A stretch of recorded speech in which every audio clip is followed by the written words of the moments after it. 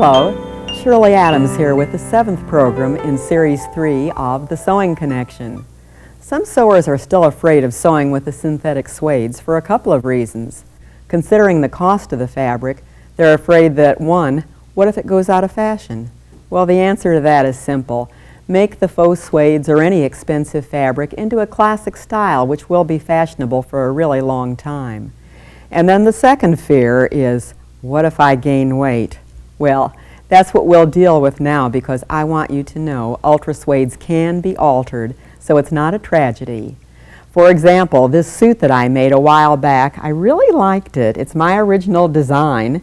I just recently then made this blouse and vest to go with the skirt of the suit and discovered, much to my disgust, that I've put on a couple of inches and it's too tight. I can't wear that skirt. So let's analyze the skirt to see what can be done. It doesn't matter what the style of your skirt is. It doesn't matter what there is about it that's wrong. You can fix it in some way, so don't worry. Now, typically, when I'm through making an ultra suede garment, I make belts because I just love to make belts, and I use all those scraps on those belts. So I am hoping that in case I need any of those scraps, that I didn't use them all up. I hope I saved something in case I do need them for altering this. But here's what I've done to get started on it. I have already taken off the waistband since it has to go first, of course, to get the hips a little bit bigger than for me. This waistband was a little shaped. I may or may not be able to use it again, so that's why I hope I have scraps. If I don't, I can think of an alternative. This one, for instance, started at the waist and went above. It's a straight line. It's a waistline and above belt. If I find that I don't have any scraps or if I can't extend this in any way, then I can just put a facing inside this skirt, and instead of having a waistband around the waist, I can just have an inside waistband that finishes it all up. So there is an alternative immediately that will lessen some of my fears about it. Then with this skirt, I had these big pockets here, and at the time I made it, I thought it was really smart. I found out afterwards it wasn't too good an idea. But I had a zipper right here. You can still see the stitches that I ripped out, the zipper that was there. But that zipper in the lining, or in the partial lining that I have just immediately inside the skirt, that zipper stitched one side on this little lining and the other side on this suede on the inside of the pocket, and they fit like this, which meant that I had only about an inch here from the side seam to the edge of the pocket, and I need more than that. Well, luckily, I discovered that I did, instead of my usual just putting a little bit of an extension there and then attaching pocket lining to it, I did, for some reason or other, make this whole underside of the pocket suede. Thankfully so, because now I'm going to use that for an alteration. It's perfect on this. Now, you might not find that on every ultra suede skirt, but you might think about it in advance if you think there's any possibility that you could ever gain weight. If there's going to be a pocket in, you might think of putting it as a suede. This is the layer that would be closer to my body. The layer that's here, farther away from my body, is out of this lining fabric. Then I also had a completely separate lining that was back here that I've just released so that it's no longer attached to the skirt. So this is my salvation, the fact that I do have that pocket there. I can let it out. I could let it out as much as 4 inches on each side probably. Thankfully, I don't need that much. I only need about 1 more inch on each side. So if I would move it to right about here, then eventually I could just stay stitch those top edges back together and put in an extra piece in the lining so that it would be big enough, and everything would work out all right. And I'd do the same thing, of course, then with the other pocket. From its original place close to the side seam, I would just slide it over. And notice as I slide this over that the position of the pocket here at the top changes a little bit.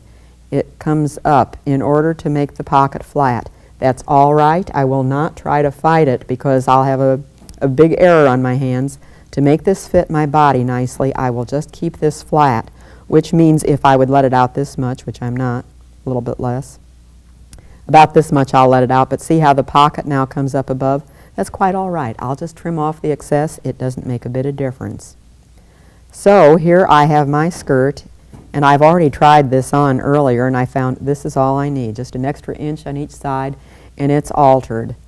I do have a little problem, however. Remember, I took the zipper out that used to be in the pocket. Now, what was wrong with it, let me go back to that. I thought it was such a good idea at the time to hide that zipper inside the pocket so I wouldn't have to have one showing anywhere. But what was wrong with it is it didn't really open all that far. It wasn't easy to step in and out of. So I thought, fine, I just as soon move it anyway. So later I'll tell you where and how you can move this zipper and put it somewhere where there isn't even a seam. You can do that with the suedes. But let's first of all think, if you don't have these pockets, which aren't typical, I suppose, and if you don't have those, let's just think what you can do with those seams if you have to simply let out seams when you alter your skirt. So here we have two different kinds of construction on ultra suede. And these two different kinds are this. Here over in this hand is a standard seam. This is a conventional seam. It's a 5/8 inch seam. You can see it's pressed to the back side here. So this is conventional seaming. Over in the other hand is lapped seaming. Now this way, and this is the seaming that I have actually on this skirt, here's a lapped seam that I have here. So I don't have those two 5/8 inch seams. Only the under piece has that 5/8 inch there. The top layer has no seam whatsoever. It's just cut off right at the stitching line. So if I had to let this out, I only have 5/8 to play with. We can do it though. We can do something about it, but let's do this first. I'll just quickly see if I can pull this out, and I'll first of all get a few little stitches broken here so that it'll pull out easily. And then once we have this out, you would of course have to press everything so that it comes out looking nice. And you need to immediately press to see if you can get rid of the lines that the stitches made, because if you can't get rid of the lines, then you have a little problem. You have to think about what to do. So here I'm going to try this on the ironing board to see if that line will press out. Now there are little needle holes right now from the seam, and I usually find that these will go away if I just sort of scratch it with a fingernail, if I just sort of rub that with my finger. And usually those needle holes just go away, so it isn't all that hard to work with the suedes. You don't ever put an iron directly on them. You always use a press cloth when you're working with synthetic suedes. So I'll do some pressing here and see if we can accomplish a little magic by having it actually look like nothing was done to it. And if it doesn't, then there are other alternatives. This isn't bad. I have a feeling that I could, if I worked with this a little bit, get rid of it completely, and so not too bad a job. If you've had this for a long time, there is some possibility that either light fading or whatever kind of fading, there is a possibility that some of this could happen. If so, you're going to have to make some other arrangement. But the fact that I could get this pretty well out, I could then make that lapped seam, press the other side out too, of course. But then after it's all pressed out, and I better just go over here and do that pressing, and I drop my press cloth, so bring it back up. But with this other side here, as I get the stitches out, do a little pressing there, and then I'll just overlap them and stitch them together. Some people, when they overlap to do this conventional seaming, like to fuse those seams in place. I'm not going to. What if I have to let it out another 1/4 inch? I don't want the fusing in there. So I'm instead going to just go ahead and overlap them and stitch them so that I won't have to worry about it. If you do fuse them though, realize that you can get most of that fusing off by just warming it up with the iron, peeling them apart, and working a little bit with it. Okay, I'm going to overlap these to that 5/8 inch line and do a little pinning. And I'm going to then do 2 layers of stitching, because this is actually how I stitch it when I do make those lapped seams. You have a choice of doing this on the heavier ultra suede types. On the lightweight Facile or Lamis or any of the lightweight brands, you can't. You really need to make conventional seams in those, but these heavy ones, you can do this. So as I start sewing, I'm going to just use the edge of the presser foot as a guide so that I can make a 1/4 inch seam. So I'm using this edge of the presser foot over here right against the raw edge of the fabric and doing this seam, and as I get up to the pins I'll probably take them out. Now when you do any stitching on suedes, it's a good idea to hold it taut. That's why I'm pulling these threads back here, because I really want to hold this so that it's taut. And by doing that, then the top layer won't likely creep. Use whatever foot works best on your machine, but anyway, here's enough of it sewn so you can see there's one. Also, I didn't change these stitches at all, and I actually would. I would make that stitching a little bit bigger than usual, so I've just pushed the button to increase the stitch. And now I'm going to make it right on the edge, just very close to it. And here you can just move over to the edge, and I'm stitching just as close to it as I can without going off the edge. But you could also keep your foot in the same position if you preferred, and just change the needle position on your machine if you have that possibility, in case that makes it easier for you to see a line and follow it. But there it is. It's very easy to let out, and really nothing shows. Now, if it shows a little bit, what would be wrong with making a third line of stitching and just stitching over that original seam and covering it up? Or if that doesn't cover it up completely, what about doing something like this? You could take some ribbon floss I have here, just put it through a braiding foot and stitch that, maybe couch it on. You could do that to cover it up, or just zigzag it on and have about 3 rows of that. Almost like the look of, think of tuxedo pants with that ribbon going down the side. It would be almost something like that. Seams are decorated now. This is a decorative time, embellished time as far as clothing goes, and so it would be quite all right to do some of this type embellishment on the seam to cover it up. So this is one thought. You might put some of this on top. Another thought I used last program, and I'll just bring it out again to show you. Remember I had that foot that had all the cords going through, all the decorative cords? They would be perfect to just sew down on top of this to camouflage where your stitches used to be. Or you could do some sort of ribbons, or think of something. You're creative. You can do something. Anyone who sews has a creative bent about them, or they wouldn't be sewing. So think of something that you can do to cure the situation. Now, if you already had this in the first place and you need to let it out, and now there'd be nothing to let out, let's take the other one and see what we can do with this one. So I'll just rip these stitches out. And if I had made really big ones, they would have ripped out quite easily. Let's see how I can do it. And I wouldn't really just pull like this. I would take them out much more carefully, because by pulling them out as quickly as I'm trying to do now, you could make those marks even deeper on your suede, and you don't want to do that.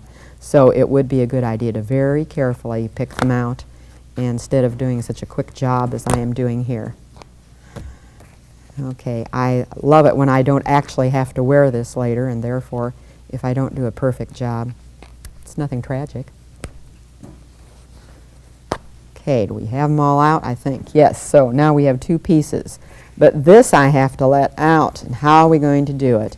Well, first of all, we are going to press it. I'm going to, again, just go over it with my nail to see if I can get rid of all that line somewhat before I press, because I want to do as good a job as possible before I ever put it under the iron, because I don't want to permanently, or any more permanently than they already are, set any of these little needle holes in place.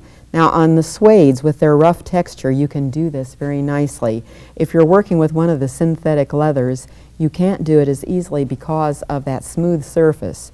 And without any texture, it just might show, so be careful there. And realize that you may have a bigger problem letting out the leathers than the suedes. Now this isn't bad. It almost looks like it's gone already, so I'll just give this a quick once over with the iron and see if we have this decent enough that we can now do something with it. The something that I'm going to do with it is put another piece of suede under it. It may be the same color, or it may not if you don't have any scraps of it, or perhaps you bought this and don't have any scraps left over of your original suede. But there's no reason, if this is the case, why you can't use something else. I'm going to put this green on the back side. It's not going to show because it's just there to reinforce it. So it's another piece of suede. It's some just different color, but I'll just butt these edges right together so there's no space in between them. This I already have a little bit of the fusible, the transfer web, fused on here, so I'll just pull off the paper and I'll put this down against the suede, and then so it's about half on each piece. And then I'll put down a press cloth and do some pressing here. When you press suede, it takes a lot longer to fuse things than it does with woven or knit fabrics. And as I press this, if you have a good deal of it, you better do it on your press instead of with the iron if you have a press, because you can do a quicker job. But as I do this, I am exerting some pressure. I am actually pushing on this iron. And I have steam in it because it takes heat, steam, pressure, and time to do it. But usually it takes, about 20 seconds or so if you're just doing it with an iron to get that actually fused, the patch piece that I'm putting on the 2 extra pieces. So by now maybe it will be done, and let's see if it's sticking. It is. But the fact that this is kind of thick, it isn't completely, but it is enough for our purposes right now. I didn't get the iron quite hard enough down on this end. So this is why a press does a good job, because it gives even pressure and a lot of pressure.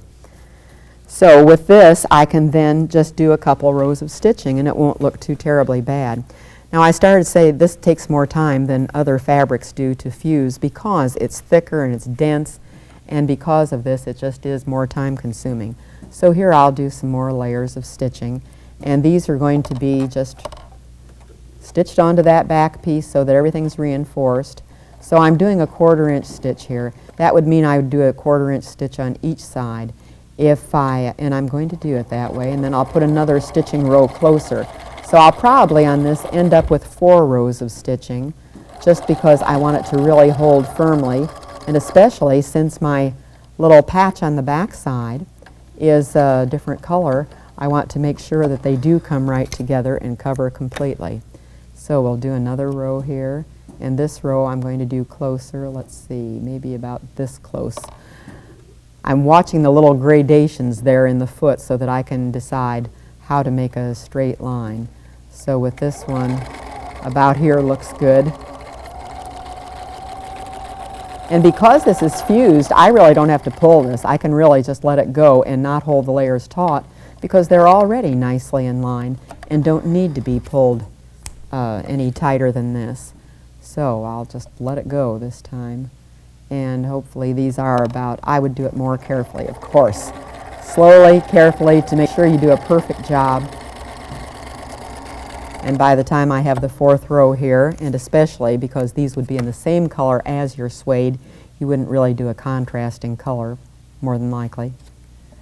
So if these are the same color, it would really look very nice when you finish. And it's not going to open at all. You're never going to see the fact that that's a different color patch behind it, or a different color reinforcement suede. So there we've gained 5/8 of an inch. If you have several seams in that skirt, you can get a few inches out of it by just changing all the seams this way. So see, all isn't lost.